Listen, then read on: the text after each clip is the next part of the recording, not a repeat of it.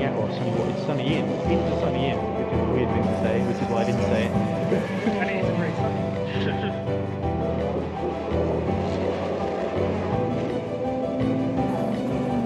Tension is rising. Only 2 cars left in the pit lane before we have a full grid. Take a look up to the lights, then we'll see the countdown coming on. You're going to count down. 5 seconds. Season 3, race 1 is under starters orders. Lights out. EERC is go. Good start from Richard. The captain tries to keep the inside line down towards Tunnel. The one looking like Bill. Coming right round the outside. In towards Cox corner. A spectacular move. Oh, big crest. And that's really horses. Into the bollard then. So Hamilton swings it round the outside line. He's got back to the start as well. Oh, no. And there's utter chaos in the middle of the field. Cars left, right and centre. And it takes second position as well. But Hartley's been thrown out of that team. And it's almost as though it was just utter chaos. Random. Just chaos.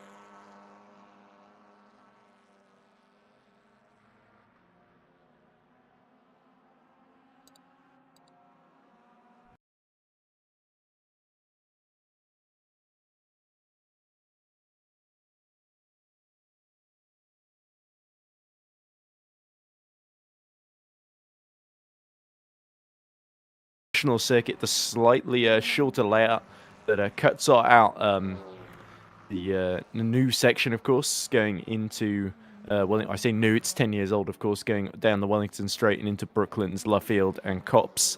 And it goes straight from the Abbey section all the way through to just at the exit of Maggots, Beckett's, and Chapel, and onto the Hangar Straight, essentially. So it does include, of course, Club, Stowe, and a couple of very, very exciting corners here. But, of course, qualifying has just been completed with Noah Tuomela on pole position from Mark Horvath in the Fin of On. So KV86 starting this season, much like it did the previous season, Season 4, where they dominated quite a lot of the proceedings. Ballas Kiss is third for Simcoe, then it's Luke Mitchell fourth, Jack Nichols fifth, so 2 Kings Racing cars fourth and fifth. Oliver Hargitay is sixth for Hunter Birch Simulation. Bradley Sullers is seventh for Rookie Monsters. Luca Filin is eighth for KV86 Powerhouse. Alessandro Mancuso, and for the independent entry, the spare car team, is ninth with Andrea Valentinis and another spare car in 10th. Magnus Ockenhaug 11th for Hunter Birch in his first appearance in Hunter Birch colours. Roy Seifert 12th, Adam Zux 13th, Scott Mitchell-Malm 14th, Thomas Raschke 15th, Krzysztof Szylski 16th, Alan Axon 17th, Francisco Perez 18th, Connor Knight 19th, and Peter Schoenemann 20th. And we haven't quite got enough time to go through the last 28 drivers on the grid, because I think the race is about to start. And here we go. Off they go towards the first corner, and Tuomela has made a clean getaway then, as Mark Horvath desperately tries to hold off Luke Mitchell and Jack Nichols. As we look up the inside there, is that Ballas Kiss getting involved, trying to go around the outside of Horvath. Oh, here we go, 3 into 1. It's Mitchell, Horvath, and Kiss as they go into the loop there. And it's Hargitay getting aggressive on the outside, as has already been a bit of argy-bargy. Somebody spinning around in the middle and almost cutting the track completely there.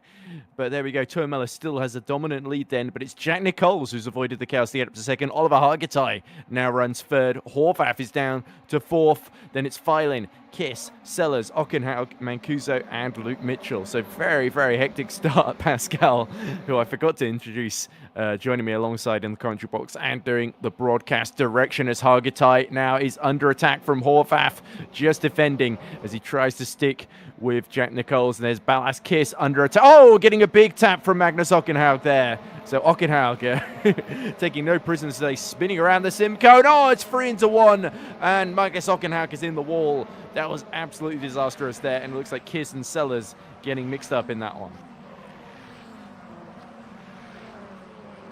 So I'm surprised we have avoided the safety car so far in this race, looking at how everything went, but I guess it was all separate incidents, not a big one, so we keep going. Well, we've seen worse last season that caused red flags. And we remember, think back to Imola last season, where there was like 2 or 3 red flags in a row, and they decided for the final one just to carry on, because otherwise we would never get the race finished. But anyway, this is looking very, very good for KV86 Powerhouse, first and fourth. As here we go. Oh, there we go. Looked like Tuomela briefly dropped out there, as we see Adam Zux under attack then from Scott Mitchell-Malm, who got a little bit bruised and battered in the first couple of corners, but is now trying to keep up with his brother Luke Mitchell. But he's got to clear Adam Zux, the Hungarian, in between the pair of them. Tuomela still setting fastest laps of the race. Jack Nichols was actually fastest in the first sector, though. Filin fastest in the middle sector. So it's all very, very close up front then, as Hargitay also really quick in the final sector, starting to give a bit of grief to Jack Nichols, just 8 tenths of him, as we look at Mancuso on his debut, giving a hard time to Scott Mitchell. I think it was Mancuso's teammate that we saw heading into the wall earlier, wasn't it? In the other sort of spare car, essentially. I'm trying to see who that was. Valentini's, of course, who's down to 12th. But Mancuso staying where he is in the order, which is good for him, as we see Ballas Kiss side by side with Peter Schoenemann. Schoenemann, one of our more adventurous drivers, gets through on the Hangar Straight into 14th, but Kiss is still there on the inside, as Tuomela nearly gets his connection dropped again, and Jack Nichols gets his hopes of a race win up ever so slightly every time he sees that. But there we go, Ballas Kiss desperately trying to get back alongside Peter Schoenemann. Schoenemann in the white Finavon, which is a pure white rather than white and orange. Nope, that's the Simcoe, sorry. Schoeneman's just ahead, so that's actually Alan Axon that Valentinis is fighting with in the Unlimited Esports 11, which of course is an actual BDCC team, so it's a default car he's driving. And look at this, Schoeneman attacking, that's Perez, sorry, attacking Roy Cypher in the Optiminal number 36, of course, that we're looking at the moment. No, that is Schoeneman, sorry, attacking Alan Axon in the yellow and black Unlimited car. And there we go, all ducking underneath comes Peter Schoeneman then through the loop. And the number 43 of Ballas Kiss trying to outfox the pair of them and get involved here as we're about to end lap 5. And Filin now tries to go up the inside of Hargitay. Hargitay squeezes ever so slightly and now turns in from the outside into Stone. Not going to be intimidated then by the KV86, the Swede of Luca Filin. Trying to go around the outside into club corner. Jack Nichols is closing on Noah Tuomela for the lead. So it's all heating up front here. Yeah, that was some questionable driving down the straight there. Filin's got the inside for the final corner. Oh, a little bit wide is Oliver Hargitay is forced as Jack Nichols sets the fastest lap of the race. 1:06.2 around the outside. Surely not comes Oliver Hargitay as he tries desperately to hold on through Abbey and Farm. And Filin is through. Big commitment from Luca Filin there. Remember, Jack Nichols and Luca Filin both on the soft tyres. Hargitay, Tuomela both on the mediums, of course, with Horvath, Mitchell, Zux, Mitchell, Mancuso all on the softs. So, yeah, I think the only driver that I think is on the hard tyres is Tibor Kiss down in 22nd because he's showing purple, which I don't know what compound that actually is. Looks like Magnus Ockenhaug did officially retire early on, so he is the sole retirement from this race after that free wide moment that we saw where it all got very, very physical. Is Perez having a go at Roy Seifert in the Optiminal, and Francisco Perez desperate to get into 9th position. Mancuso, Perez trying to get into 10th, sorry. Seifert defending well. We see further back Nick Homewood, who did not qualify particularly well, was busy helping us out in the broadcast as we go into the final 10 laps of race 1. All these drivers at the back here, apart from Bradley Sellers, on medium tyres. But here comes Jack Nichols then. A 10th quicker than Tuomela in the previous lap. Nick also said he's driving with a blanket today because he's having the C virus. So oh, right, he's very ill. Explains some things. It's not good. So Nichols and Tuomela pulled well away from the rest of the pack as up the inside goes Luke Mitchell, I believe, on Mark Horvath there. He gets past the orange Finavond Motorsport green car. And now Adam Zux also will fancy it goes. Tuomela again has a faulty transponder. And Jack Nichols continues to eke closer and closer, but also close is the Simcoe of Adam Zux trying to take revenge and get past Mark Horvath as well to follow through Luke Mitchell as they all fancy a go at taking 4th away from Oliver Hargitay. Adam Zux now tries to look to the outside of Mark Horvath, but the Dutchman defends well. Adam Zux cannot find a way through then. Lap 6 of 15 then. And Tuomela still leads by just under half a second. Yellow flags ahead of the pack then. So somebody near the back of the field, I think, has hit trouble. It's actually Hungarian on Hungarian action there, Zux on Horvath. Oh, that's true. Yeah, sorry. It's a Dutch team, Finavon, but Mark Horvath, as you correctly point out, Pascal, is a Dutchman, much like yourself.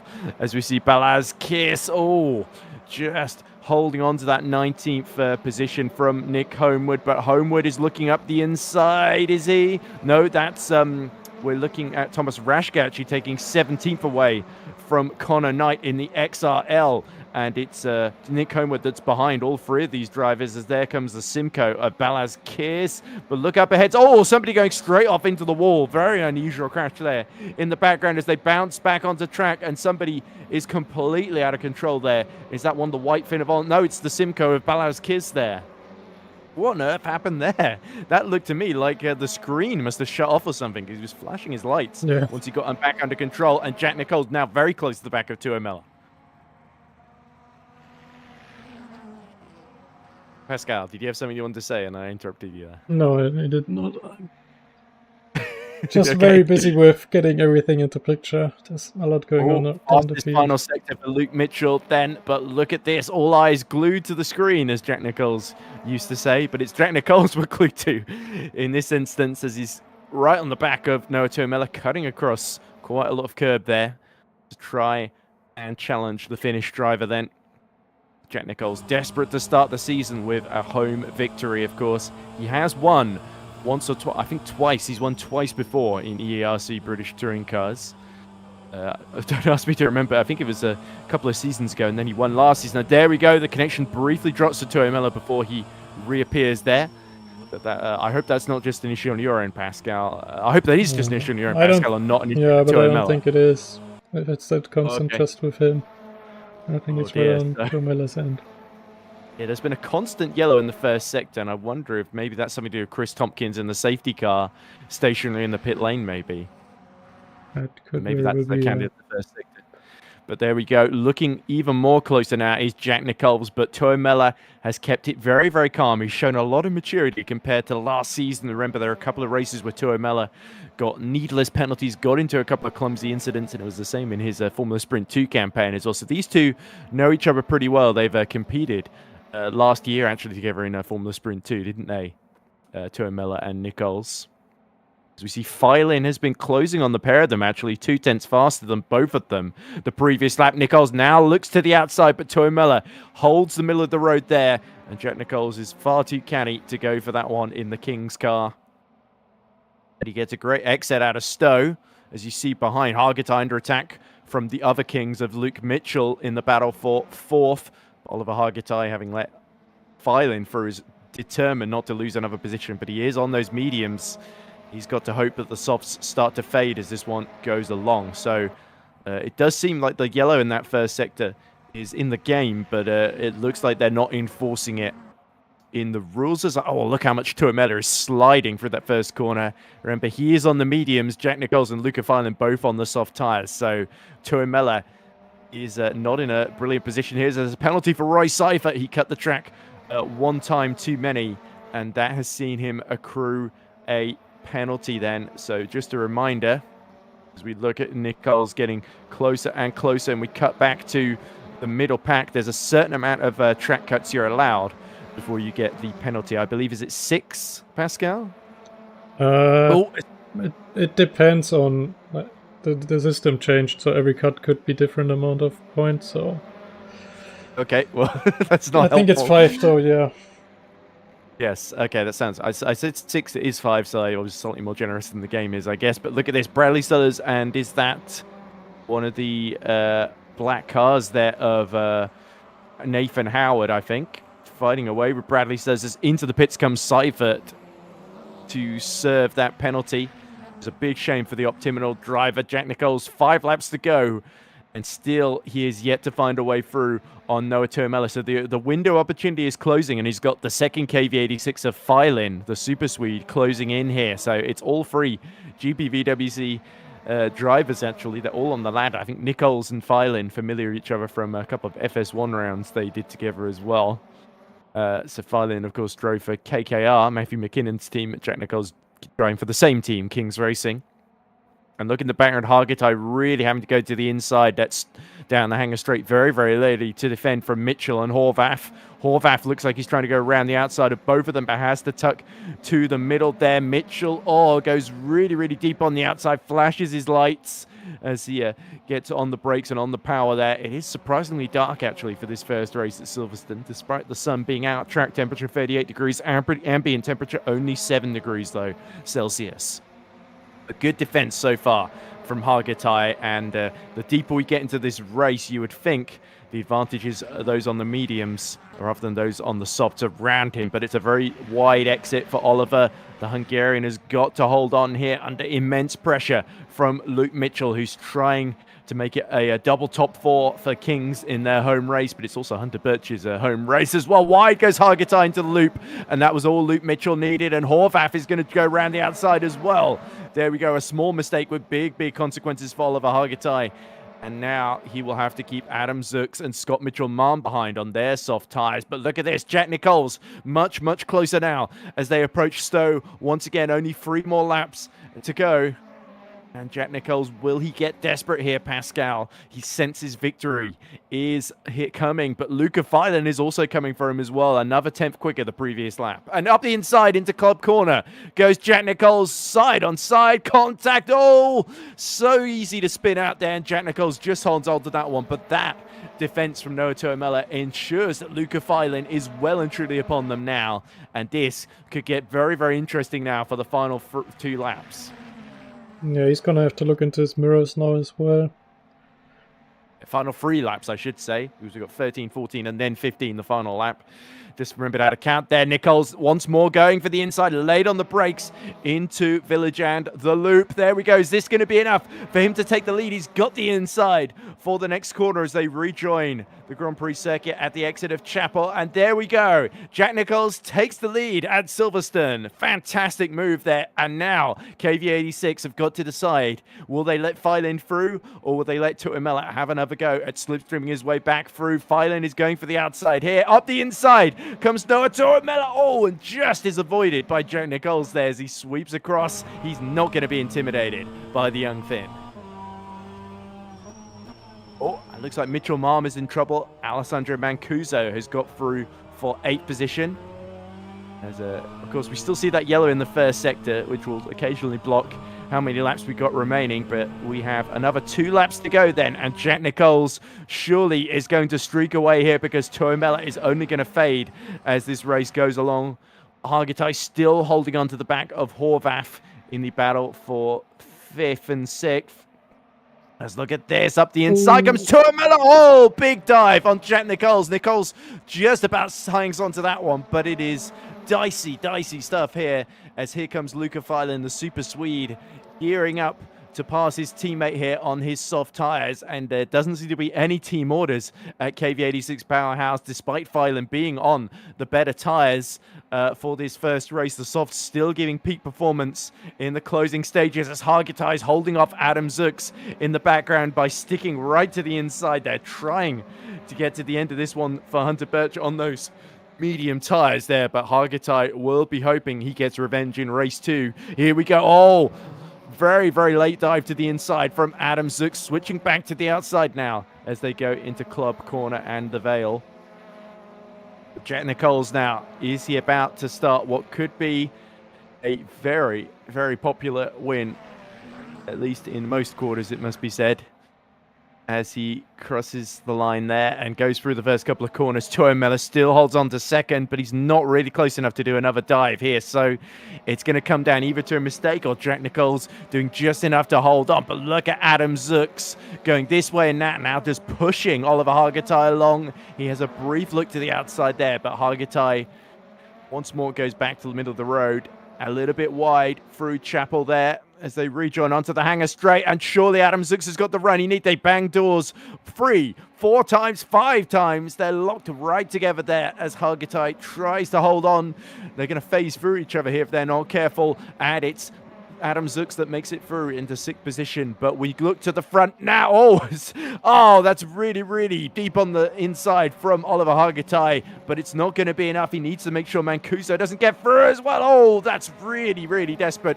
But Jack Nicholls is coming through the last corner now to win the first race of the season. Race 1 at Silverstone goes to the commentator at King's Racing. Jack Nicholls wins from Noah Tuomela. Luca Filan is 3rd. Luke Mitchell 4th to make it a very good opening encounter for King's Racing. Horvath is 5th.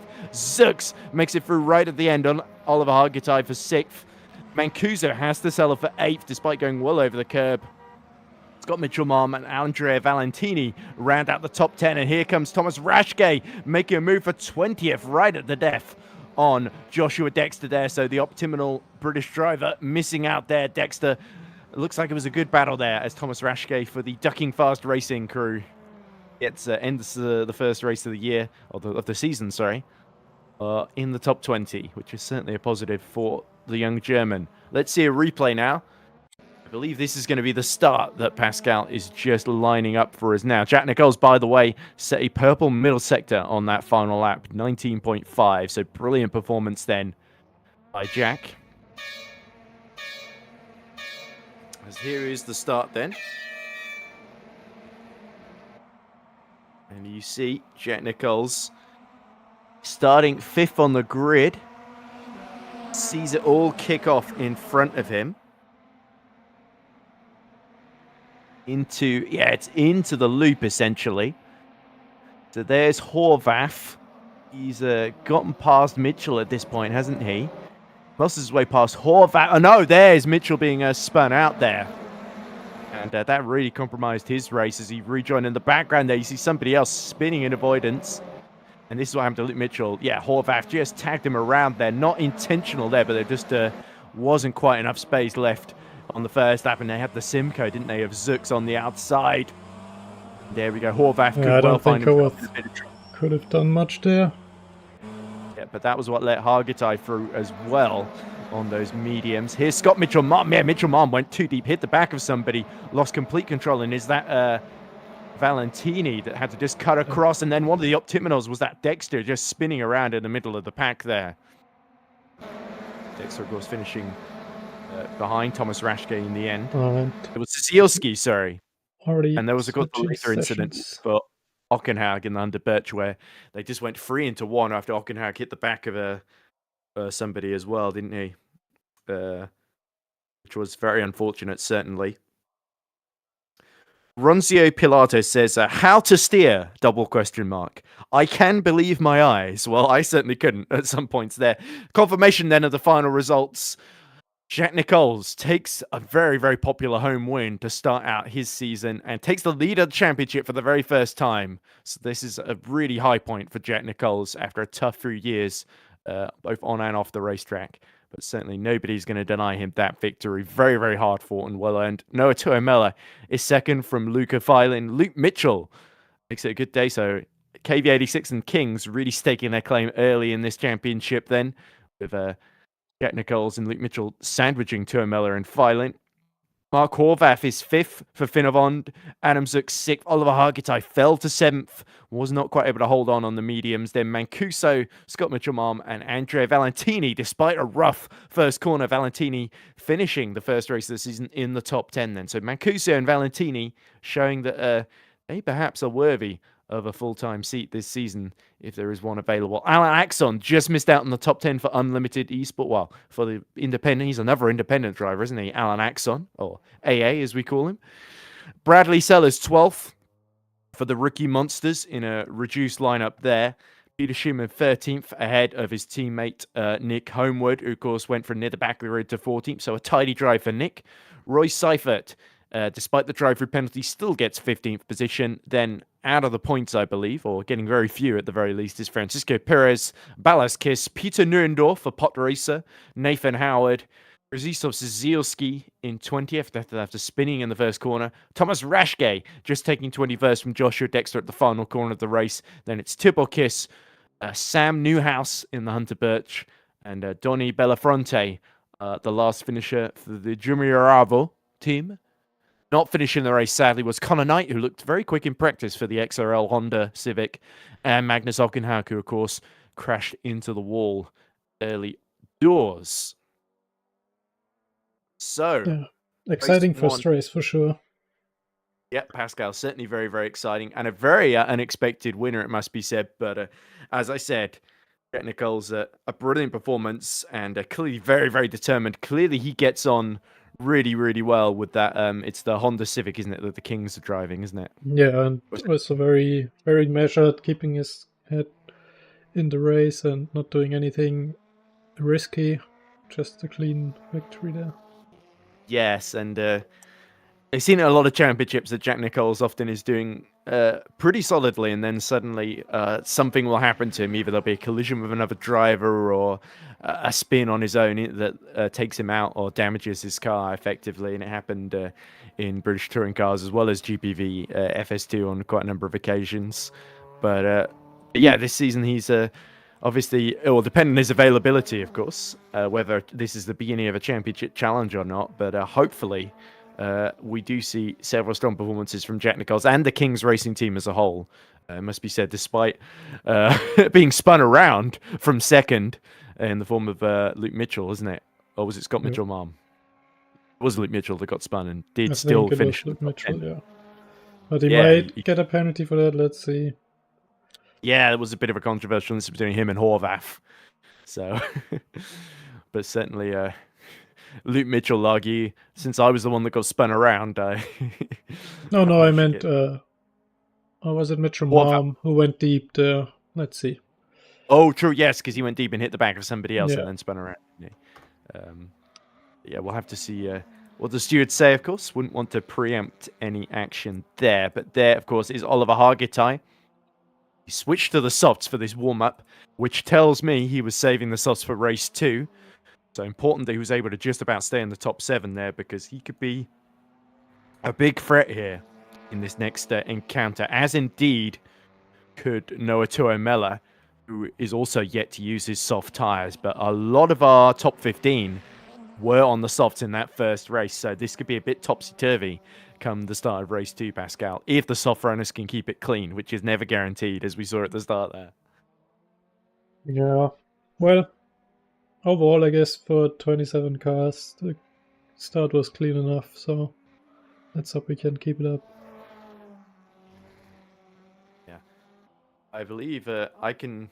So the yet to use the softs. We got Tuomela, Hargitay, Axon in 10th. Actually, he didn't use the softs either in race 1. Schooneman didn't. Neither did Homewood in 13th. Seifert used 2 sets of mediums because, of course, he pit for his penalty. Dissected the stint. I guess he didn't pit, and it just... it might just be... Yeah, he might not change tyres, yeah. It might be the same set dissected into 2 stints. Ballas Kiss in 17th. He used mediums as well in race 1. As did Peter Neuendorf, Nathan Howard, Zazielski, Raschke, Joshua Dexter, Sam Newhouse, and I believe that's it. Although Connor Knight and Magnus Ockenhaug also at the very back of the grid for race 2, they didn't use softs either. So they might gamble on them to try and gain positions from the back of the grid here. For those interested, by the way, Chris Tompkins, we did not need the safety car, as it turned out, but Chris Tompkins, helping with race direction, helping drive the safety car, he is on the soft tyres, which makes sense, because hopefully his stints wouldn't be too long. But anyway, the grid is about to form up for race 2, and this time it'll be Jack Nichols having won race 1, starting from pole position with Noah Tuomela alongside him. And Tuomela looks like he's going for another set of mediums, so Noah Tuomela, the Finn, saving his softs for race 3, interestingly. But Oliver Hargitay in 7th. He is going for the softs now, as is Alan Axon in 11th. And Nick Homewood too, it must be said. So that's all the drivers in the top 20 going for softs. But also keep your eyes on Raschke, Kiss, Sam Newhouse, Bellafronte and Knight, as the grid still populating as everyone makes it back. So let's hope in that less than 5-minute warm-up we didn't lose anyone. Still 27 cars on the grid, so we might have lost, I think, 1 from race 1 so far, unless they pop into the server. No, we have 28 with Chris, so I think it should be fine. Okay, it is the same number. Right, okay. It's a bit hard to keep track for me. Yeah. It's a lot of people. Yeah, but make sure to comment in chat who you think is going to come out on top here. Safety car is impressive, says Chris Tompkins. I don't know how they managed to make a car so bad as the race begins. And Jack Nichols actually gets a poor getaway. Noah Tuomela takes the lead as Luke Mitchell defends from Adam Zooks in the Simcoe into the first corner. Mitchell will go around the outside and hold on to that 4th position then. But Tuomela, just like in race 1, has made a break for it as we see Hargitay already on the attack past Mitchell Marm. Now he attacks Horvath into the loop. The rear tyres sliding. He gets through into 5th position. Another strong start from the Hunter Birch of Oliver Hargitay as they rush through into Chapel, rejoining the Grand Prix circuit loop into the Hangar Straight. Much cleaner start, it must be said, than race 1, although there's a brief yellow flag that clears very, very quickly. But Tuomela, that's the dream start for him, and now he's got a level playing field with Jack Nichols now defending from Luca Filin in the 2nd KV86. So this could be a much tougher race for Kings Racing with no soft tyres at their disposal, and Oliver Hargitay catching up to Luke Mitchell rapidly. Very much cleaner race start. Nice to see. Oh, well, let's hope we have not spoken too soon, because Scott Mitchell-Mon has Alan Axon just ahead of him on the softs, and Bradley Sellers has made a decent getaway to get up to 11th position then. So the Rookie Monsters, a race winner in this championship before. Rookie Monsters, of course, I believe were the runners-up last season, were they? Well, they were definitely in the top 3, weren't they? Because they certainly beat Hunter Birch either last season or the season before in the form of Smile Power. Oh, and Bradley diving up the inside of Scott Mitchell-Mon, and that did not work out for Bradley Sellers whatsoever, because through goes Peter Schoenemann in the Finavond white car into 11th position. Now Hargitay sizing up revenge on Luke Mitchell, who passed him so quickly in the middle stint of race 1, as Tuomela is really streaking away from Jack Nichols. The gap 7/10 now, as Nichols has all of his attention focused on Filin, who has all of his attention focused on Mitchell, who has a great deal more attention focused on Oliver Hargitay, if indeed that such a thing is possible, because those softs look rapid in these conditions. Alan Axon on his soft sets a purple middle sector there as he chases down Alessandro Mancuso. And Mancuso still doing well to defend in his first appearance here in ERC British Touring Cars, as Horvath and Zux really mounting the curbs there. I think Zux actually losing out quite a lot and falling into the clutches of Mancuso, who has a little dive. Alan Axon getting through then into 8th position, but Mancuso immediately gets the cutback then as they go through turns 2 and 3. Someone burned his engine back there, looks like. Who's burned his engine? Sorry, not Chris Tompkins. I think it's Neuendorf, yeah. It yeah, just went it's up in racer. flames.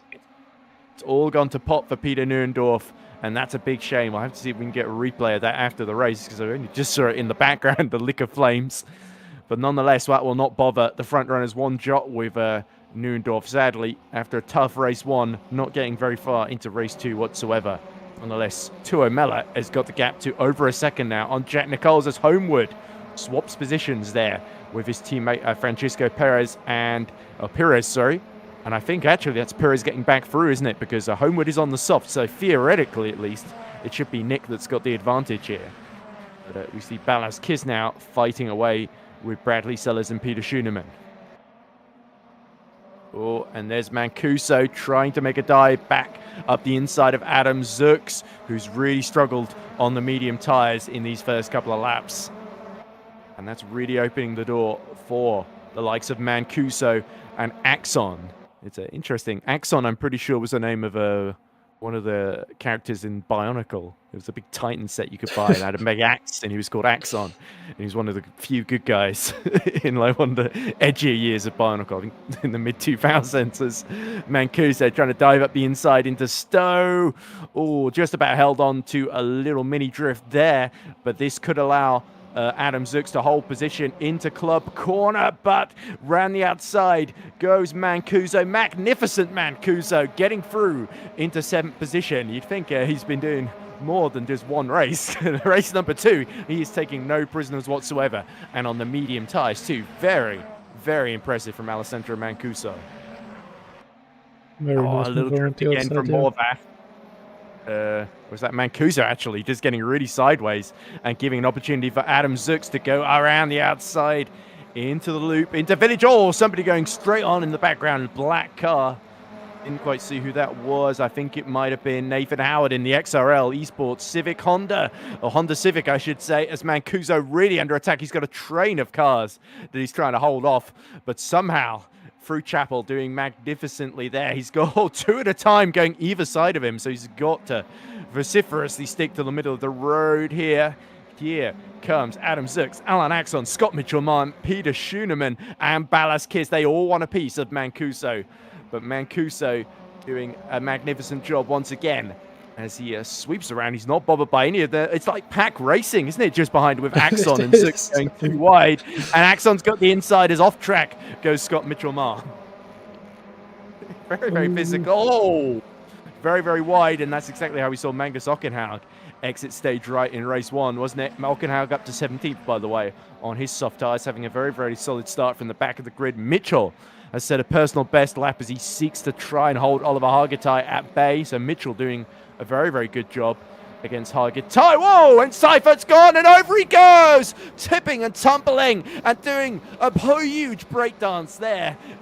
And that's Seifert gone, so another Optiminal bites the dust, sadly. And that's Joshua Dexter gone, and Seifert, I think, has joined him. As look at this, Horvath is fancying revenge on Hargitai, so it's Hargitai burnt through his soft tyres then, as up the inside goes Mark Horvath into Stowe. Hargitai is going to try and get the inside for Club Corner here to keep him at bay, and the Hunter Birch driver does so. So a little bit of a scare there. I think must have been a small mistake from Hargitai there. The softs allowing to hold on there. Very late reaction there from Hargitai. Not sure if that's the cleanest way of going racing, but I guess no one's going to report that at the end. I certainly won't. It's my driver in my car. I didn't quite see who it was that flipped over Seifert there, but that looked very unfortunate for Roy's. Up the inside goes Luke Mitchell on Luca Filin into the loop there, but Filin holds firm, and this could push both of them into the clutches of Hargitai, who now looks really, really fired up. The headlights really turned on to full blast on that Hunter Birch Honda Civic. And look who's just at the rear wing of Tuomela once again. Nichols getting closer. Here we go. Mitchell has got the inside. He's got the overlap into Stowe Corner there. Side by side they go. Hargitai licking his lips as he senses drama about to unfold. Filin will have to hold on the inside here. Mitchell goes for the outside. Filin forces him wide and holds on to the position as Hargitai gets a little nibble on Luke Mitchell's King's car. He positions himself to the inside. The 71 looking racy here. Nichols once more patiently biding his time behind Noah Tuomela as we go into lap 8 of 15, just past half distance. And Nichols, just as he was in the first race, it's a rerun, isn't it, with him not getting the best getaway off the line, but now really putting the pressure on, lapping consistently. He was only a tenth slower the previous lap, and look at this. Now Hargitai might be able to drag Mark Horvath with him. All a little bit forceful there from Luke Mitchell as he makes a sudden move through turns 2 and 3. Onto the hangar straight they go once again. There's almost a little curb in the middle of the circuit, which of course is the Grand Prix circuit exterior there for Chapel. And down Stowe they go. And this was a magnificent shot, isn't it, to see so many cars squabbling here in the first race of the season. Let's hope we see some return appearances from all of these drivers, because they put on a very, very good show so far, especially some of our new boys. Here is Axon trying to slice his way through past the Ballast Kiss then. But unfortunately, he's in a Simcoe breaded sandwich here, isn't he? With Kiss ahead and Zooks behind. Kiss making good use, much like Axon, of the soft tyres.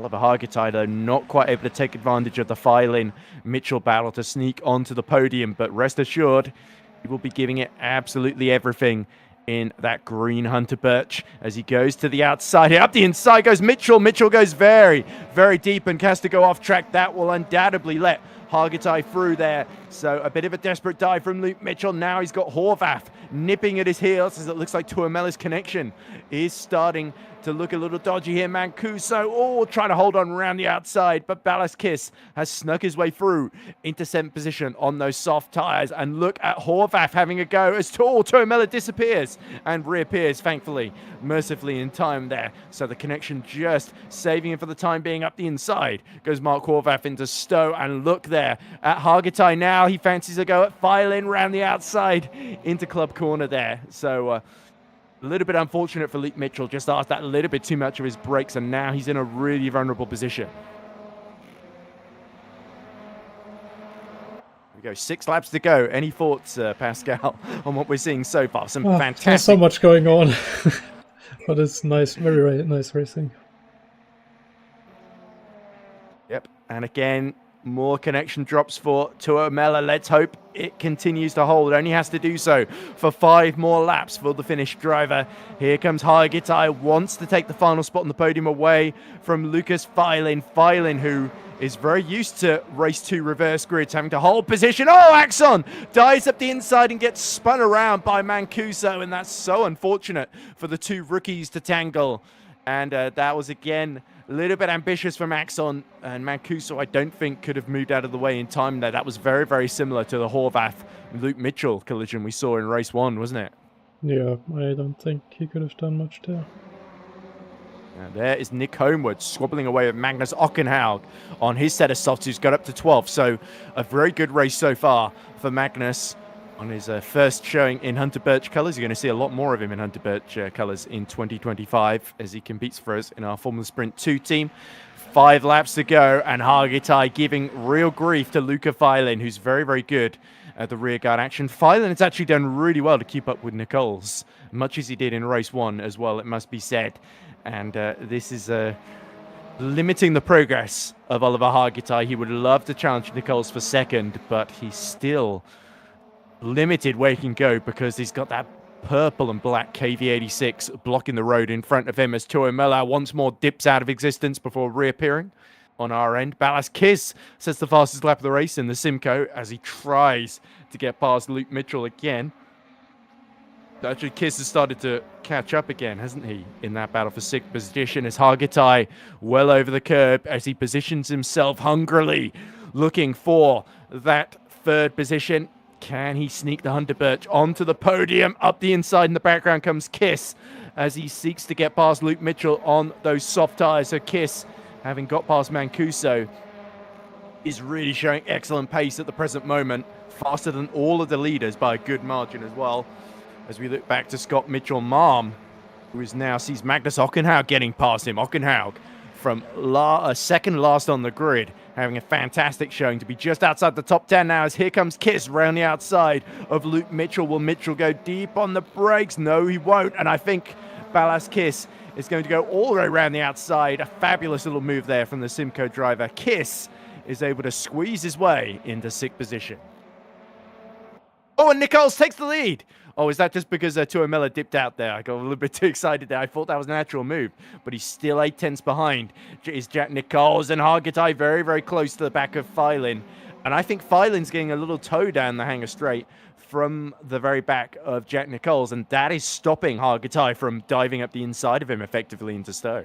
Yeah, it might get actually now a battle for second, as how they were able to catch up to Nichols there, so I don't think everything is said and Nichols done yet. looked so strong. He was a tenth slower than Tuomela the previous lap. But if Tuomela's connection drops, this could well be a fight for the lead. So many uncertainties, and Tuomela has just got to cross all of his fingers as he grips them all on the steering wheel at the same time. Simultaneously, but to the outside comes Filin. Needs to make it through before he gets passed by Hargitai. They're all nose to bumper here as the front bonnet are not going to be in the best condition on these Honda Civics then if they keep getting this close.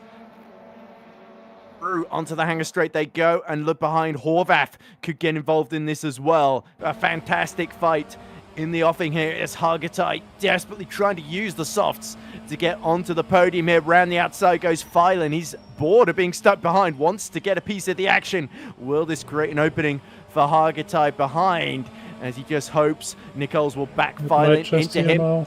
Here we go, the door opening. There's a move here on the inside if he can just get through, but Filin going for the outside, which becomes the inside through the Vale chicane. They're almost going to go 3 wide. Is Hargitai going to go for it? Oh, did so well not to spin either of them around, but he's being blocked here and he's moving to the inside. It's almost going to be another 3 wide moment. Nichols is still there on the outside. As, look at this, Filin holding on to second by the skin of his teeth then, but Hargitai's made it through on Jack Nichols for third, and now he's going for second. Oh, a little bump there. Lucas Filin, he has to attack whilst defending there, so some brilliant spatial awareness and presence of mind there. But now Nichols has got to deal with Ballas Kiss, who's sneaked his way up to 5th. And Luke Mitchell and Mark Horvath looking on enviously on their medium tyres, but the softs making hay then in these final few laps. Yeah, Nichols lost 2 positions in one corner. The same goes for Mark Horvath in that moment. Yeah, Ballas Kiss is now going to look very, very threatening to Jack Nichols, who wants to hold on to that championship lead, but Tuomela could well be set to steal it from him with the win in the offing, but it's still early days yet with a lot of races left to go. Up the inside goes Kiss on Jack Nichols through the Vale chicane in the final corner. There we go, onto the Hamilton straight they go, and Kiss is up to 4th then. And now he could get involved in this Hargatai filing battle as the two Kings cars go side by side, and it's Mitchell now into 5th ahead of Jack Nichols. So very, very sensible. Jack Nichols deciding not to hold up his teammate, and now Horvath pushing him along as look, Adam Zook's trying to go around the outside of both of them before backing out of that one. Or is he? Because they're still side by side, the two Kings cars. Nichols is back through. It's like a yellow wall here, or dare I say an orange wall, which might have a slightly different connotations given the election. We are talking about the last lap of the race here. It looks like we just started the race, but no, this is the last lap. It is, yes. And look, here comes Horvath to the outside, 3 wide, down the hanger straight, and Hargatai has a little nibble up the inside of Lucas Fine, and Noah Toimella is set to win, but the Kings cars still duking it out with Mark Horvath as Mitchell tries to defend, and Horvath is going into the pit lane. And Hargatai also made it by... Is Horvath trying to steal the winners? That's Zook, sorry, trying to steal positions there. Noah Tuamela crosses the line and takes victory. It looks like Adam Zooks is showing a second on the timing screen. Hargatai, actually, no, has got past Luca Filand there. 4-second position then.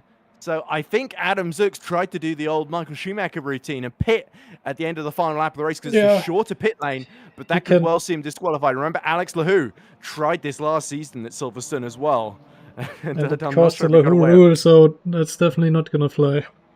Yep, so he needs to read the rules.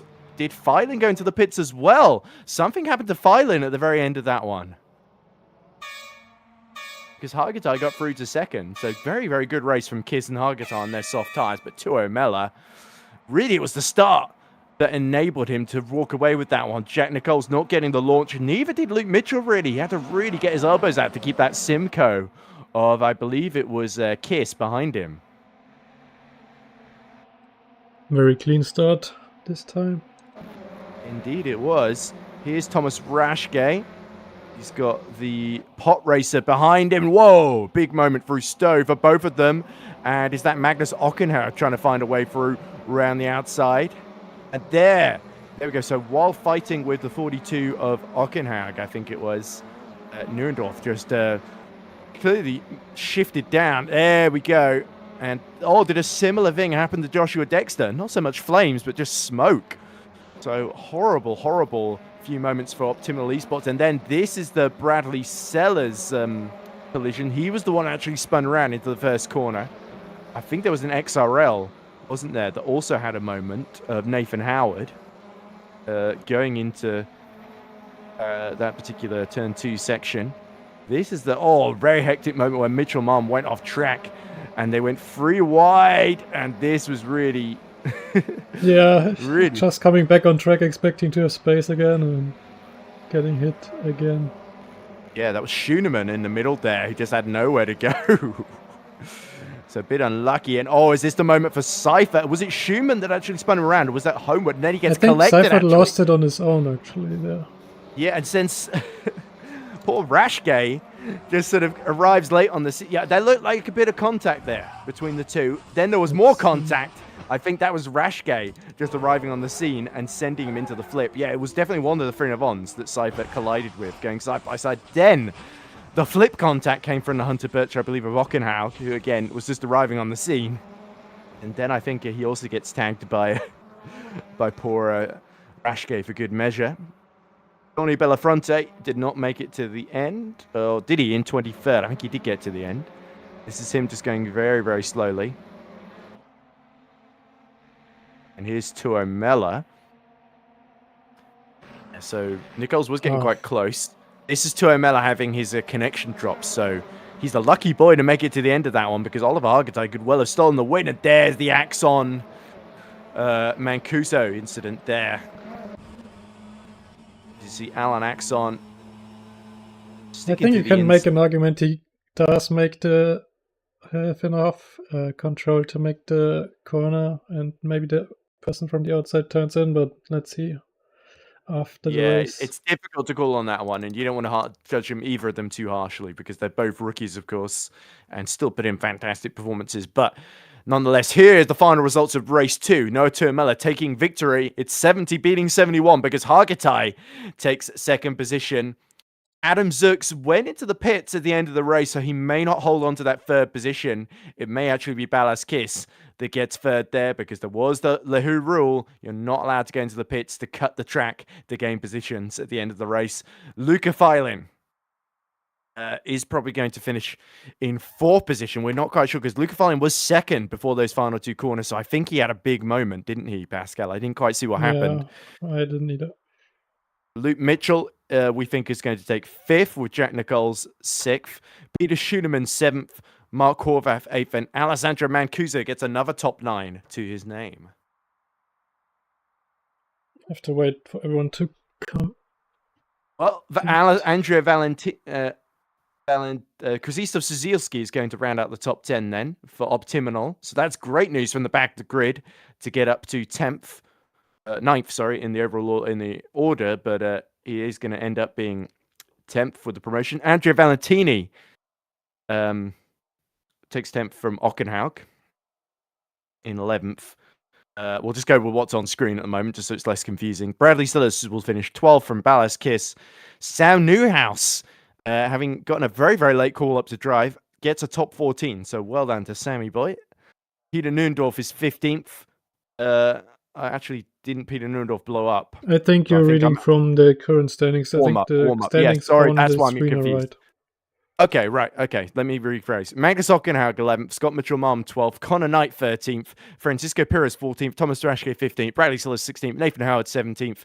Alan Axon, 18th. Sam Newhouse, 19th. And Nick Homeward, 20th. Yeah, that makes more sense. No idea what happened to Nick. He must have had a lot of issues near the end, because he was on the softs. Yep. Sizielski, 21st. Tibor Chris, 22nd. Donny Bellafronte, 23rd. And our last finisher, Andrea Valentini, 24th. With Seifert, Dexter, and Nuendorf not making it to the end of the race, with big crashes and engine blowout for our two Optiminals. So sorry that I got bored of waiting for you to change it over. Yeah, so it was loading in because we were loading into the session. That's why it didn't load. Now it's time for a funny fast time. You mean the reverse grid draw? Oh, no, that's boring. 6th position, so that's going to be... Well, is it the order, or does Adam Zux get disqualified for going into the pits on the final lap of the race? That's a good question, actually, but I think there would be a ruling either afterwards. Either way, it goes to a King's driver, because Luke Mitchell finished 6th with Jack Nichols just behind him. So even if Adam Zux gets immediately disqualified, it's one of the Kings going to the front then. So we'll just we'll have to see if we get confirmation on that. I see somebody's already sent in a report for... Oh, no, they haven't. I think they're waiting for after race 3 till they start accepting them.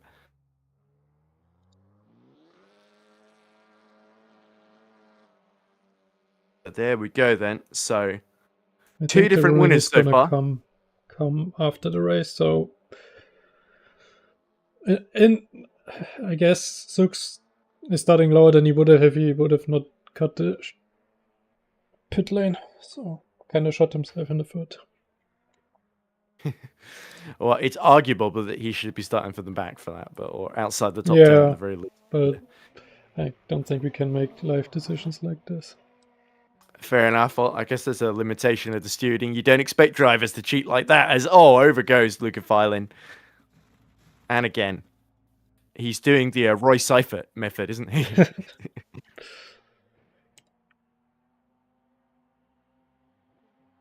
Yeah, and Oliver Hargitay celebrating in the Hunter Birch chat.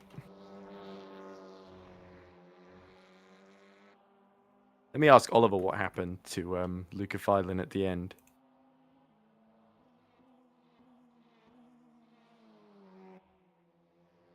I think Hargitay overtook him, and maybe the other one went through as well. Because I definitely saw Hargitay going first into the corner. Is it Vale? Yeah.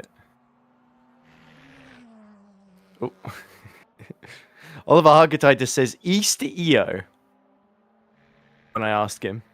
I have no idea what that means in his own language. Maybe that means more in Hungarian. Yeah, sorry, it's hard to have a text conversation and commentate at the same time. And pay attention to both conversations. He says, I don't know, I didn't watch. He was right in front of you.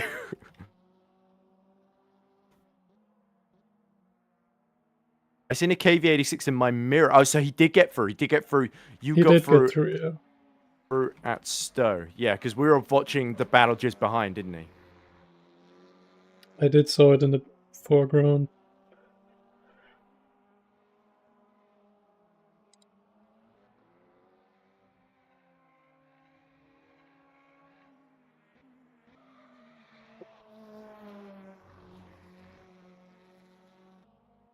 So then, race 3 will be coming up in just a few short minutes, and it's randomized weather, by the way, so we could yet see some rain. So that's the risk of those who've kept the softs until this point, like Noto Mela, might find, despite of course winning and finishing second in the first race by the skin of his teeth, might find themselves a bit of a disadvantage here. So Tuomela does have the soft tires now, I think, right? He went. But if it rains, he won't get to use them. True. So it is randomized weather, is the point I'm making. So what we are expecting to see the grid is Luke Mitchell on pole position, Luca Fine alongside him, Balaskis third, Adam Zix, despite going to pit lane, fourth, Hargitai fifth, Noah Tuomela sixth, and then Jack Nichols just missing out in seventh. So I think Nichols will be protesting Adam Zix for going to the pits. He basically overtook him and put Nichols out of reverse grid contention there. Yeah, I don't think that needs a protest anyway. It was clear enough.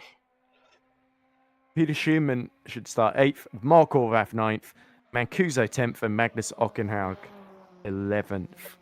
So, Tuomela has got a set of soft tyres to use. I think Adam Zux, did he use his in the first race? I'm trying to remember what happened in the first race. I don't think he did, actually. I think he was mediums in the first race. So Adam Zux and Tuomela have both got softs to use. Kiss used his softs in race 2. I think Phylan used him in race 1. Same with Mitchell, I believe. No, Mitchell didn't. So we got Tuomela, Zux, Mitchell. So our pole setter has got a set of softs to use here. Nichols, I think, used them in the first race, didn't he? No, he didn't, actually. Oh, no, he did. He did. Sorry. Apparently, Nick is now removing Zux from the reverse grid, so he's going to be P10 and Nicholas is going to be okay. Right. I misread that. I think Mitchell and Nichols did both use the softs in the first race. I apologize. Yep, that's correct. So it should be just Tuomela and Zux, I think. That's probably why Zux went into the pits there at the end of race 2, because he wanted that chance of reverse group, better chance of reverse group starting position. I mean, do we really need stuff like this? Yeah, it's kind of childish. It is sort of, yeah, and it's against the rules as well. It's like, admittedly, a lot of these people went there when Lahoo did it at Silverstone last season, and mainly because I think your stream died just before that happened, so nobody got to see it on streams. They didn't learn the lesson. It's but you are supposed to read the rules before the season, so people don't read the rules. This is a generation raised by TV and the internet. I was gonna say the they don't know how to read. When you were talking about Bionicles, probably half the grid doesn't even know what it is. That's a millennial thing. Yeah, so it was a Lego Technic theme where Lego saw that Lego Star Wars was selling really well, and they decided to take the step, essentially, of doing their own story with their own IP, intellectual property. So they made up this thing called Bionicle, which, fun fact, the guy who came up with Bionicle, Christian Faber, he got the idea because he had a brain tumor, a benign brain tumor in the end, but he had to take medication for it. And he came with the idea of what if there were little heroes in his capsule trying to fight to make off infection to make him well again. So that was where the inspiration came from, sort of his this pretty bleak brain tumor that was like making his life quite miserable at the time. So he turned it into something oddly sort of inspirational and there was all this. The other thing is as well, Lego quite infamously used a lot of Polynesian mythology for their names, and there was a lawsuit from the Polynesian people because a lot of the names had like particular cultural significance. Like their word for villager was actually quite one of their more sacred names for like medicine healer and stuff like that. So they end up having to do a renaming day for a lot of the characters in the story, and it became a big plot point as well that that they were renamed to less stereotypical offensive versions of themselves effectively. Some of them were actually quite important characters in the story as well, not just like cameo characters or villagers, but like some of the main heroes as well, people who became main heroes as the story went on. But yeah, Axon was the name of a bizarre character that got brought in about halfway through. I think he was just a big guy with a big axe is all I remember about him. I think he worked for the good guys. He was like a guardian of a mask or something. Anyway, he didn't pit. Yes, okay. So we get confirmation then Phylan did not pit on the last lap. So Ocken Access, he saw one car pitting ahead, which we believe was Adam Zooks. It's like no rain. Okay, so confirmation. Jack Nicole starts on pole position from Luke Mitchell, Lucas Phylan, Ballas Kiss, Oliver Hargitay, Noah Toyomela, Peter Schumann, Bence Horvath, Alessandro Mancuso, and Zooks. Let me actually get the live timing back up before the race begins. So there we go. Toyomela and Schuneman both on the soft tyres. Same with Nathan Howard, Sam Newhouse, who's been saving them for this point, I think, and Krzysztof Zielski as we are underway then. And it's the Kings cars leading away from the front row. And this time, Jack Nichols does make it to the first corner first, with Ballas Kiss trying to go around the outside of Phylan, diving himself up the inside. But remember, Toyomela, who won the previous race, starting from 6th, has made a good getaway on the softs. He's got past Oliver Hargitay. He's up to 5th. Now he's going for Ballas Kiss in the Simcoe as he tries to get his way into 4th position as Hargitay. That's not Hargitay, that's Ockenhaug and Mancuso getting quite physical as well with Scott Mitchell. And Ockenhaug is dropping down the order, so I think he's had a big spin. Yeah, he's hit the wall hard again. Oh, desperately unlucky after a good race 2 for Magnus Ockenhaug. But Jack Nichols leading from the front then, and look at the Simcoe. Adam Zooks, he went into the pit lane at the end of the first race, but now he's going for the inside as you see Oliver Hargitay trying to keep Peter Schumann at bay, and Schumann gets through into 6th position through Stowe Corner. So now Noah Toyomela and Peter Schumann on the move on the softs as somebody is spun in the middle of the pack there. That's one of the XRLs. I believe it's Nathan Howard. No, it's Connor Knight. Sorry, it's Connor Knight.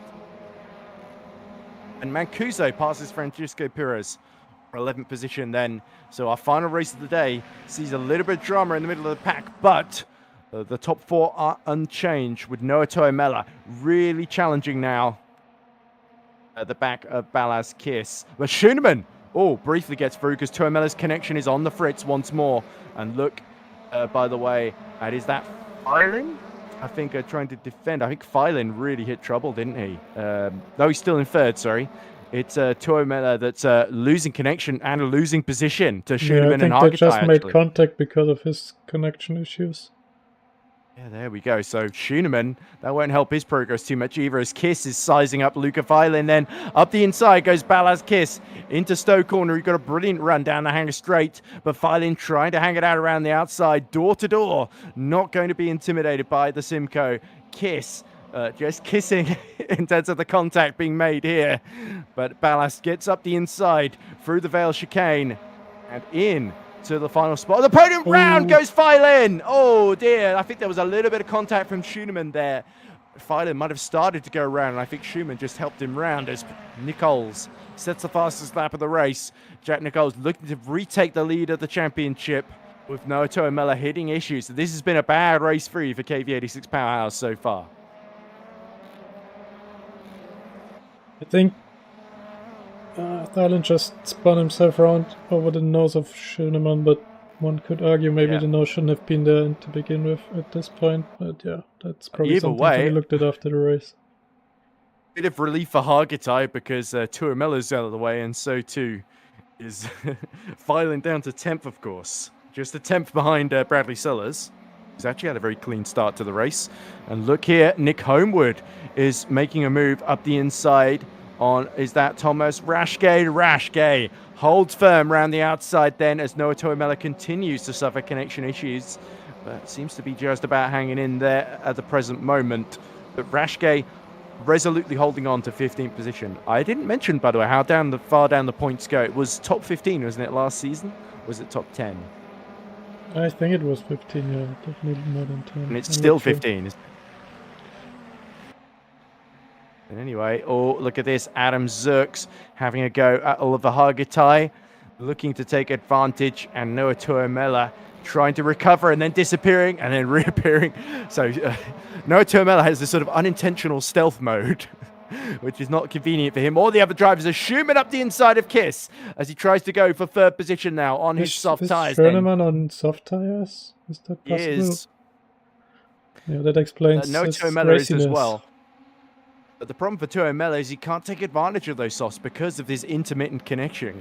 Schoenemann, very, very well judged there to cut across the inside of Ballas Kiss then. And the Finnevon driver is up to third, and now he could be a big threat in the next 11 laps, 10 laps, I should say, as he looks to challenge Mitchell and Nichols for the lead. So Luke Mitchell now, his job will be to do the rearguard action to keep the soft shod Peter Schumann at bay here. Oh, and round the outside attempts Adam Zook, as he tries to pass Oliver Hargitay for fifth.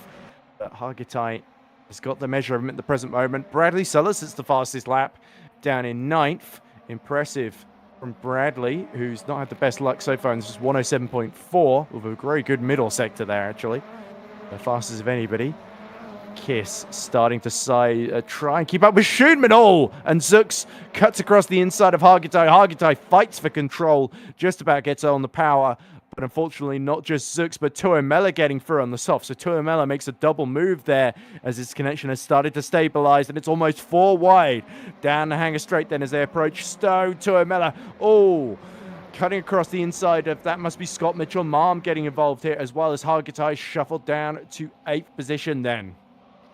Adam Zooks just about holding on to 5th then from Tuomela, as Hargitay now under attack once again from Scott Mitchell-Marm. Mitchell-Marm has got the inside here, forces Hargitay wide, and now Bradley Sellers and the rookie monsters will get the run as Hargitay is forced off the road and is able to rejoin, just give enough space, and Tuomela once more disappears and reappears in 6th. As we go into 10 laps remaining. Look at Schoenemann, by the way, half a second now behind Luke Mitchell and piling on the pressure as Mitchell is starting to respond, setting personal best laps of the race. Peter Schumann looking strong here as the rookie monsters of Bradley Sellers forces his way through, and really not giving a lot of room to Oliver Hargitay, and that allows Tuomela, I think.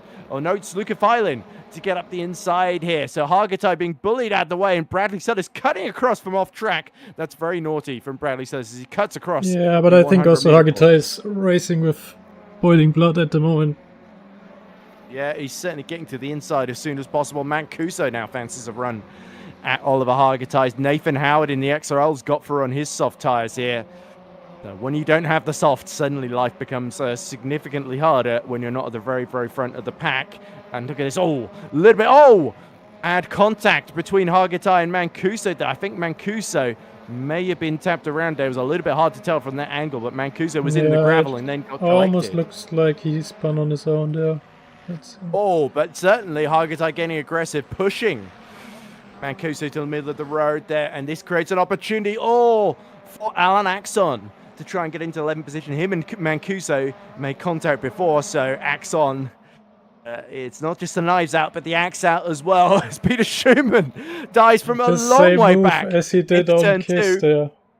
And he's got up the inside of Mitchell. He's got the run, but here comes Kiss. He's getting a lovely slipstream from the back of Peter Schoenemann as well. So Schoenemann's aggression could backfire here. Here comes Ballas Kiss trying to get through on the inside here as they go into Stowe corner. Can Kiss make a double move? I think Schumann's gotten through, and Luke Mitchell defended as best he could, tried to do the job for his teammate, and he's still there. He almost spins Peter Schumann around there, but Schumann does very, very well to collect that one there. Scary moment for the Dutchman. Finnevon up to second.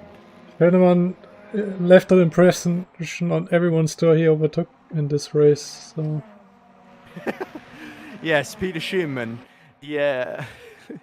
He is ultra aggressive, even on his calmest days. Oh, somebody's in the wall, and it's a Hunter Birch. I think that's That must be Hargitai. Maybe Hargitai. his aggressive driving style coming to his sudden end of the race. Oh dear, that's the second Hunter Birch in the wall in this race. So only Sam Newhouse keeping out of the wall, and he's down in 25th, ahead of only Oliver Hargitai, his teammate now, as Bradley Sellers. Now he's having to get defensive against Mancuso. Oh, it almost taps him round as somebody else is in the wall. It's Seifert and Nick Homewood have come together through turns 2 and 3. And that's a big shame for them, as it's really mixed up the middle order behind 15th position. Peter Nundorf on his sots has actually gotten up to 15th, just behind Thomas Raschke, and all of that as Axon sees Mancuso still ahead of him. Fantastic fight between these two for what's now 11th position, just behind Bradley Sellers. And Nathan Howard, actually, who's done well to get the XRL after a tricky first few races, up to 9th.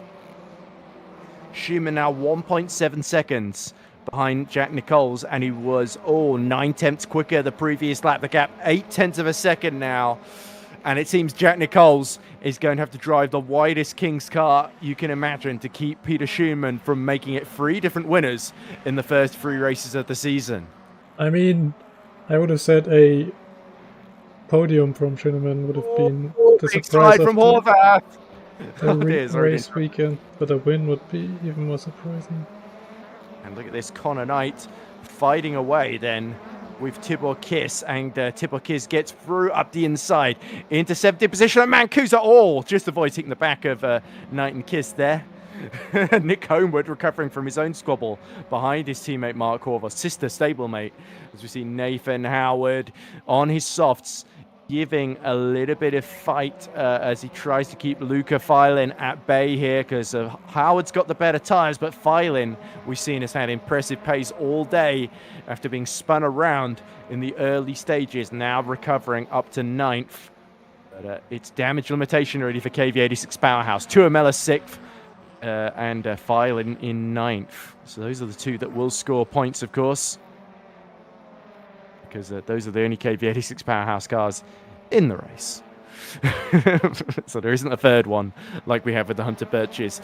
As we see Peter Schunemann, he's actually started to drag Luke Mitchell back into this a little bit. So Jack Nichols starting to fight his Tuomela. The connection really starting to wobble as he's 7/10 behind Adam Zooks. Tuomela desperately needs that 5th position to stay in the championship hunt here. Be interesting to see whether it's Jack Nichols or Tuomela that's leading by the end of this race, as Peter Schunemann is really drifting it in. He needs to hope he doesn't destroy the soft tyres before the end of the race, because he's been so aggressive the whole way through, and he's going for it. He's going for the outside on Jack Nichols and bumps the back of the King's car.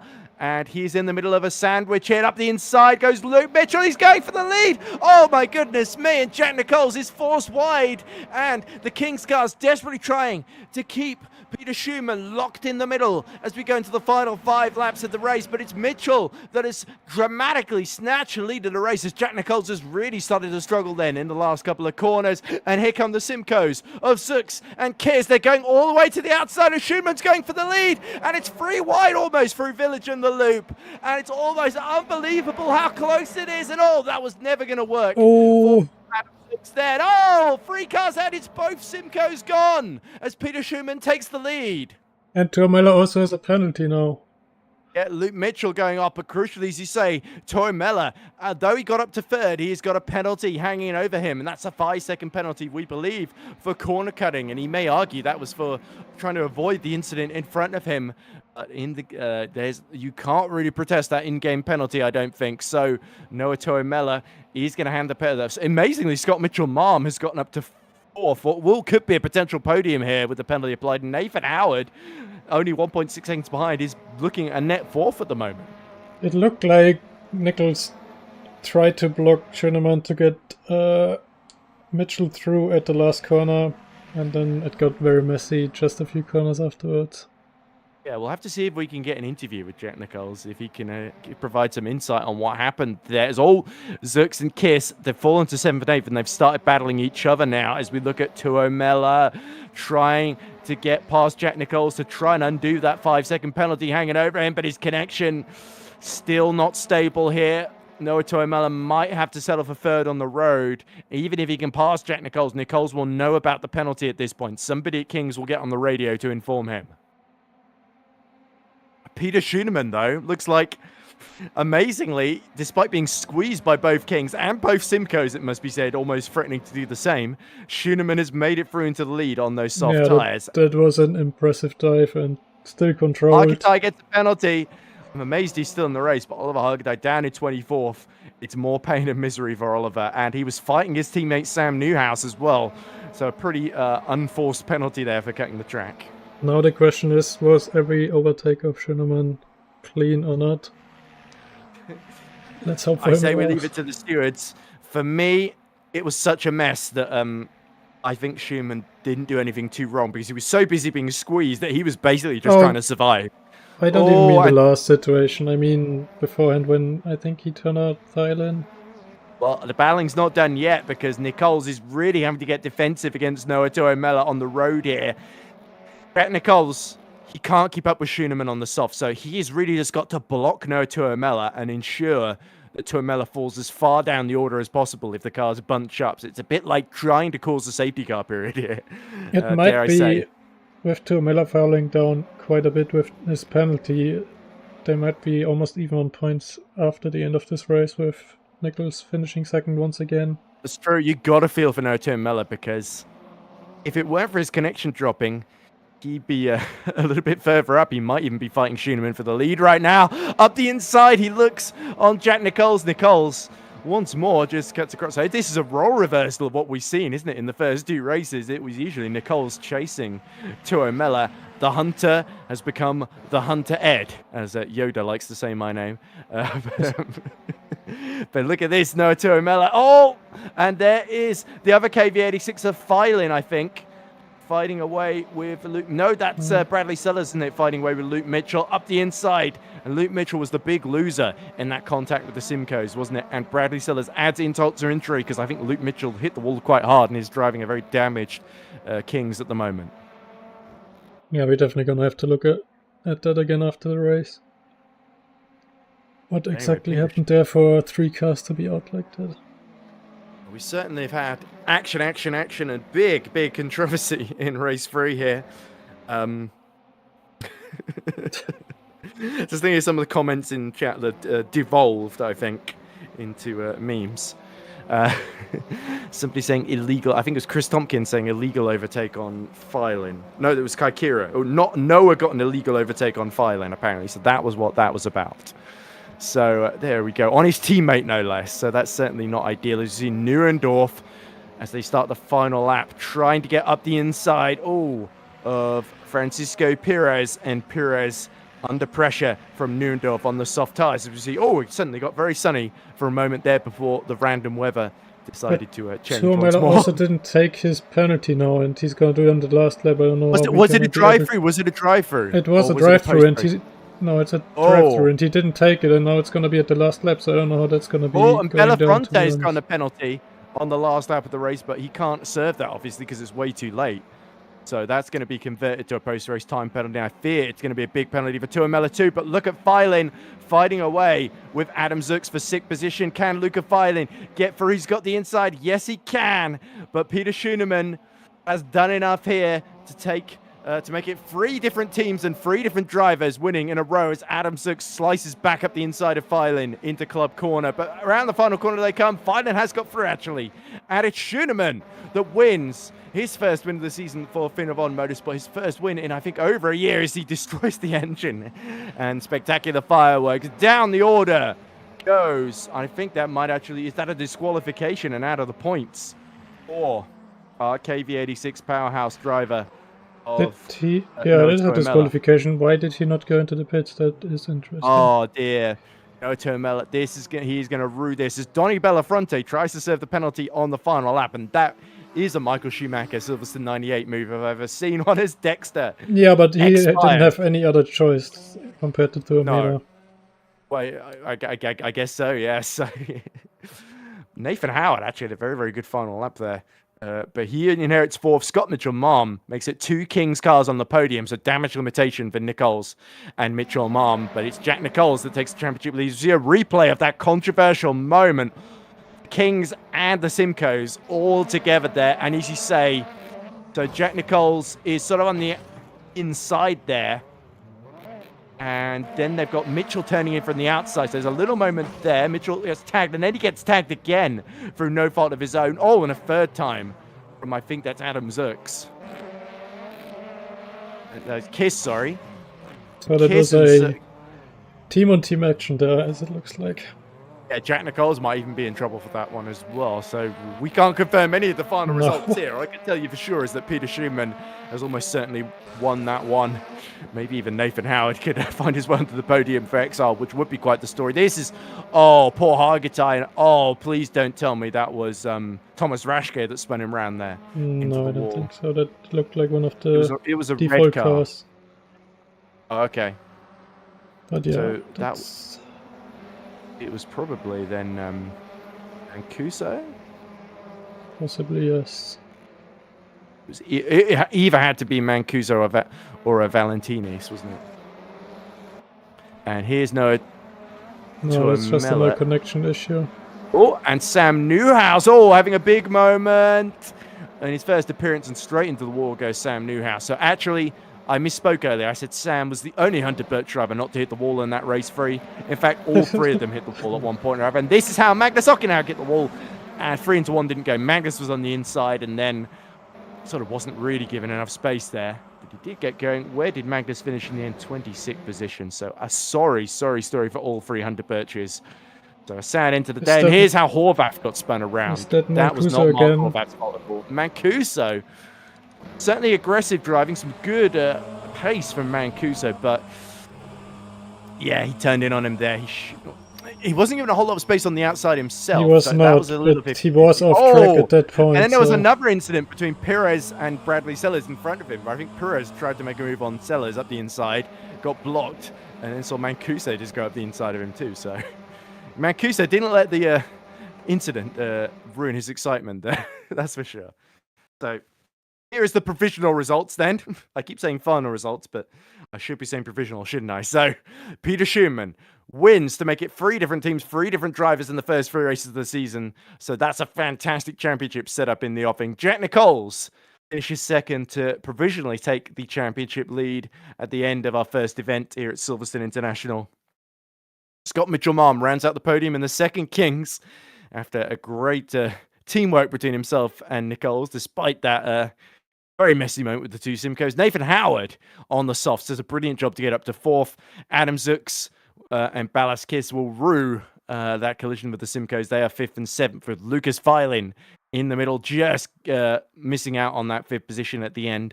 Bradley Sellers is 8th, a very good race for the Rookie Monsters driver from near the middle of the grid.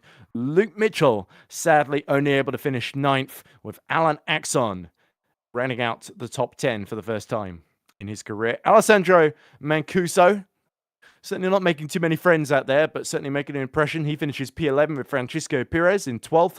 Peter Neuendorf, decent end for the pot racer. He is 13th ahead of Andrea Valentinis. Connor Knight rounds out the top 15, just ahead of Thomas Raschke. And it is Krzysztof Zielski, 17th, Mark Horvath, 18th, Tibor Kiss, 19th, and Nick Homeward rounding out the top 20. Sam Newhouse, 21st, ahead of Joshua Dexter and Donny Bellafronte, who just served that drive-through right at the end.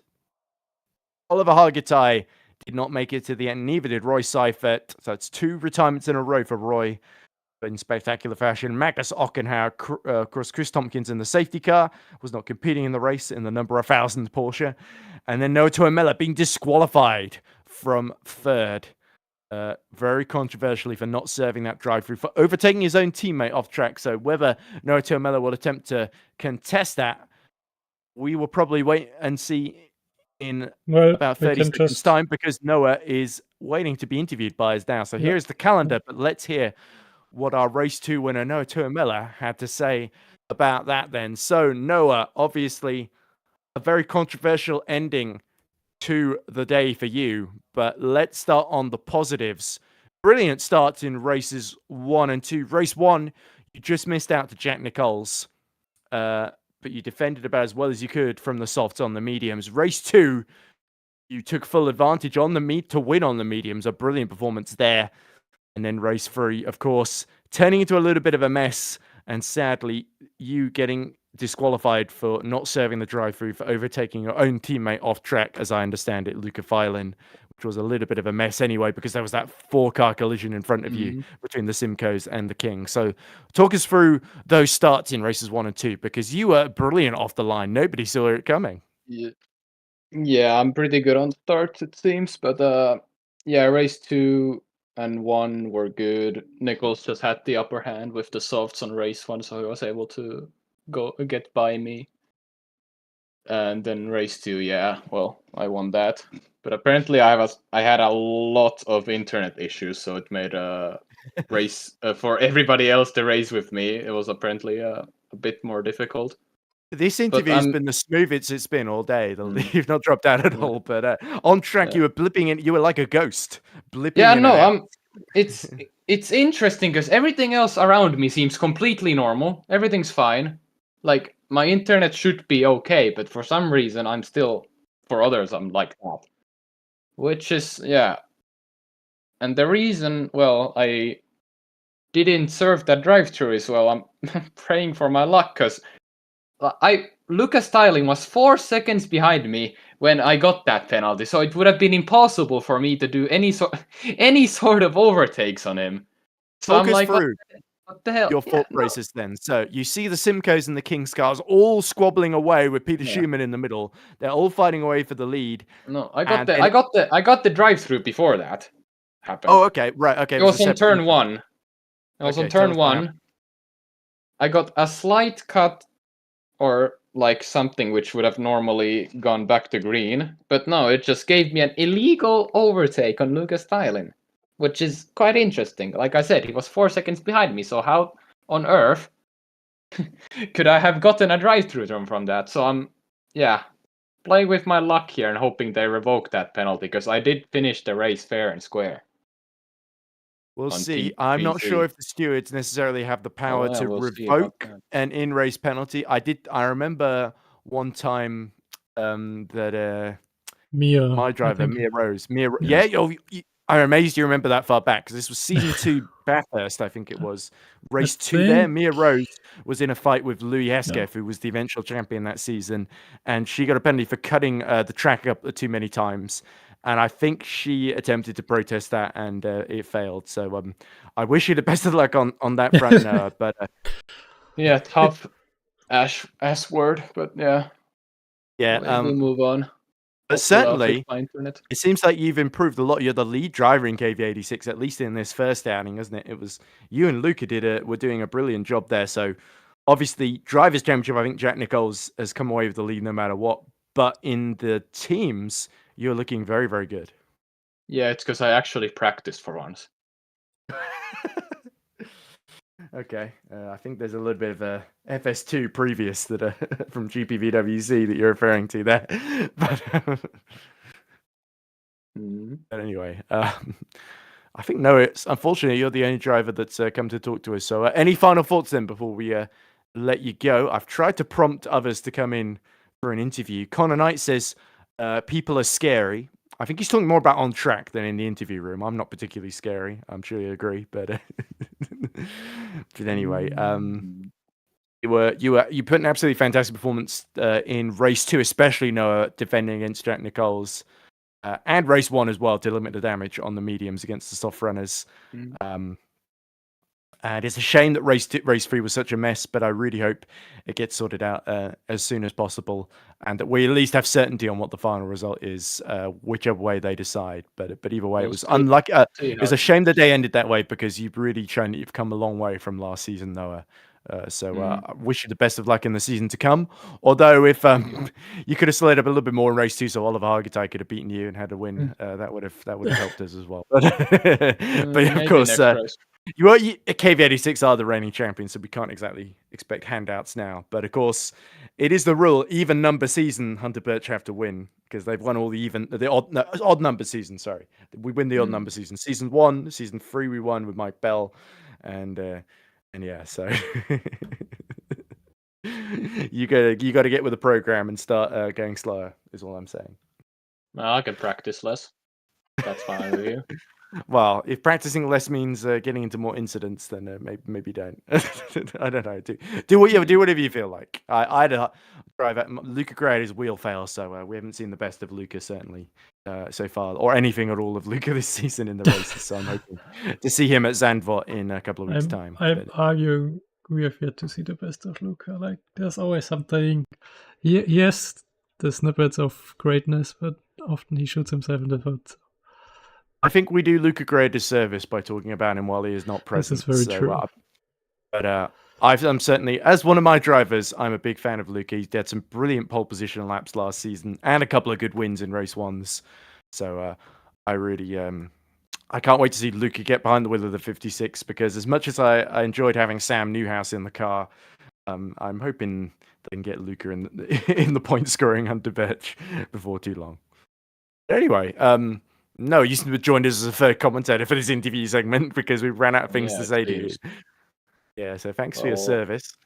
Yep, I think we've waited long enough because it's just about to go 9 o'clock. So unless Jack Nichols or anybody else from Kings, we'd love to hear from Kings, by the way, if you're listening to this.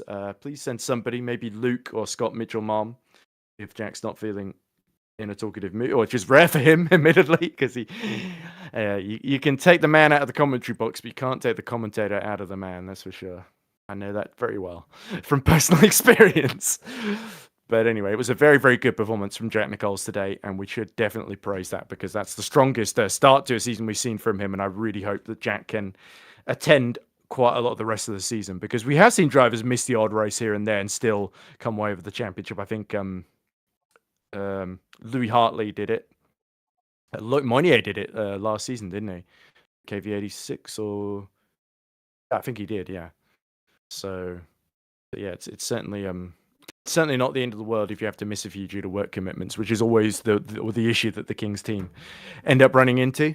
But certainly, they're a great bunch of lads, and to see them win at home and to see them end the day with a double podium, at least on the road. We'll see if there's a penalty for that incident with the Simcoes coming either Jack or the Simcoes way. We'll have to see which way they rule. But anyway, I think it's time to wrap up. So my thanks to Pascal Leggett for broadcast directing and joining me in commentary. My thanks to Chris Tompkins for race directing and being ever present at the ready at the wheel of the safety car, which thankfully was not needed. Everyone, despite a 27 car field, we saw remarkably few incidents. So with just a few slightly controversial moments near the end of the race in race 3, and a couple of my drivers getting into scraps. Although race 2 was fairly clean from my guys. So race 2 is probably the cleanest one we had. Thank you very much to you for watching. Thanks to Noah for coming to do an interview. And of course, thanks to Birch for supporting the EERC British Touring Car Championship with his JB Motorsports channel. We're going to try and get Josh in commentary if we can. I did send a message to him, didn't get a reply, just to let him know it was happening. So Josh, if you're watching... he wasn't doing well either this week, so... Yeah, I think Josh, pretty recently in the last month or so, had a big inflammation in his mouth and he had to have a tooth removed. So he's still commentating on Formula One on his channel, and FE testing and MotoGP and everything under the sun. NASCAR as well, he's been doing that. So yeah, we wish Josh all the best. And while we're talking about the JB Motorsports family, I have to say congratulations to my also co-commentator Jessica Bull from that JB Motorsports team, because she did the Women's Esports Series on F1 24, got 2 pole positions in the 3 races and ended up finishing 6th in the overall order with a best finish of 4th at the Red Bull Ring. So well done to Jess, who got £2,000, which I think she's pledged to spend on her sim rig. So you never know, we might see Jess Bull and a couple of female drivers having a go in our Factor 2 in the British Touring Car Championship. I certainly wouldn't rule that, especially I know Charlotte Menick was quite keen. As Nick Homewood joins just before we go off air. So there's the one man I didn't thank. So thank you very much to Nick Homewood. Nick, do you have anything to say about your trio of races? They all look pretty... I don't want to say horrible and abysmal, but it didn't look like you had the best luck out there. Yeah, I think the less said, the better. Okay. Well, thanks for joining us. 3 different winners. at least on the road. I think the winners are pretty certain, but it's all the drivers behind, especially in race 3, that are going to have all those incidents looked at then. So a very good start to the season, I have to say. Big attendance and some brilliant racing. This is the bit where you say, yes, Ed, it's been brilliant. Yeah, but I can definitely agree with that. I'm sure Nick can too. Yeah, Mr. Oh, I had a miserable thing. So the less said, the better. I'm not going to be positive at all about my own championship. Great self-promotion, Nick. But okay. That's the way you want to give me the silent treatment. That's fine. I was having a drink. I was giving you the courtesy of reply. Yeah, it's set up well, isn't it? But people need to learn how to be a bit cleaner, from what I saw. Well, but the first race of the season is always frantic. So there are a lot of rookies. In my case, a rookie who was signed up about an hour before the start of the race. So we can't be too harsh on poor Sam. But yeah, there was Mancuso especially was a little bit overly physical in the midfield. But certainly, if he can tone down that aggression, then we got some great drivers in the making, certainly. So I think, for me, a really positive start to the season. Thanks again to all of our viewers. We'll see you on the 27th of November for round 2 at Zandvoort. I believe I've got that right. Yes. Yes, so round 2 at Zandvoort. Don't miss it. 27th of November. Same time, same place, same EERC British Touring Car channel. The only place where you can see EERC action now, of course, with the sad, untimely demise of the Endurance Championship. But nonetheless, the spirit lives on. The competition lives on. Congrats once more to our winners, Jack Nichols, Noah Toimella, and Peter Schoenemann from Kings Racing, KV86 Powerhouse, and Finavon Motorsport, respectively. We'll see you soon. Bye for now.